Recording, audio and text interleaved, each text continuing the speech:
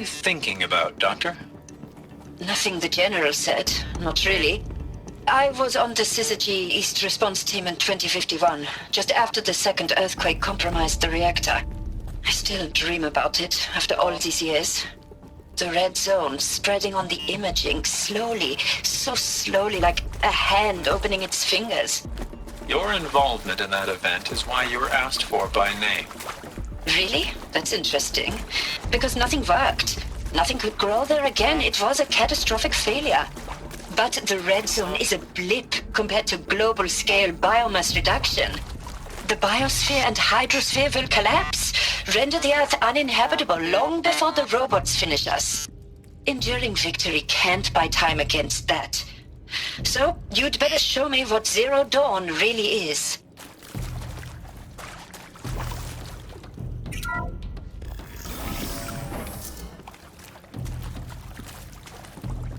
CD02 data intact. Initiating playback. Elizabeth Sobek.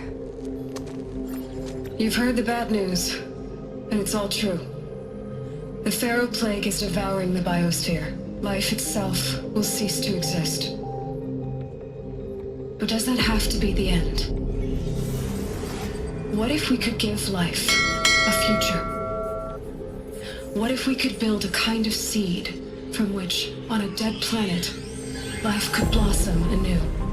This is the aim, the hope, of Project Zero Dawn. To create a super-intelligent, fully automated terraforming system and bring life back from lifelessness. What would such a system require? At its core, it would need a true AI, fully capable of making the trillions of decisions necessary to reconstitute the biosphere. An immortal guardian, devoted to the reflourishing of life. We call it Gaia. Mother Nature as an AI. But that's just the core of the system.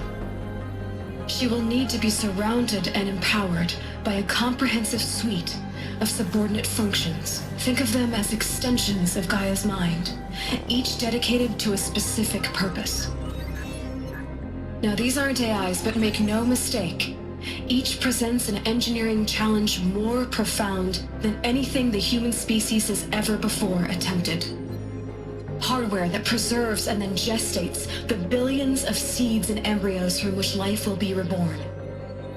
The construction of underground facilities to hold it all. And that's just the start. We don't have to build the entire system. The beauty of a fully automated terraforming system is that it can build itself. Now, over the days to come, you'll learn how all these functions, all these pieces that you'll be working on, fit together. How we'll race the clock to execute our harvest initiatives, write the software, build the tech and the facilities. How we'll lock it down and seal it up before the inevitable occurs. But even more important, you'll know how it doesn't end here. How Gaia will generate those deactivation codes General Harris talked about, and build the transmission arrays to broadcast them, shutting down the Pharaoh robots for good. How Gaia will not just build, but imagine any conceivable robot it needs to do its work across centuries. From detoxifying the Earth's ravaged atmosphere and poisoned seas, to the regreening of the Earth from cryopreserved seed stalks, to rewilding the Earth with animal life. And then, when all that is done, how a new generation of human beings, spawned at cradle facilities around the globe, will partake of Apollo, the vast archive of human knowledge and cultural achievement from which they will learn of us, our world. And most important, how not to repeat our mistakes. It's not an impossible dream.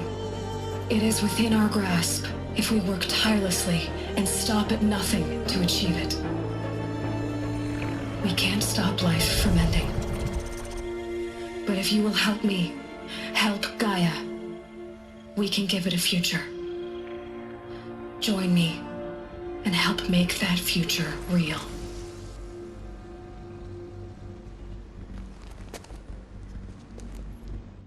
So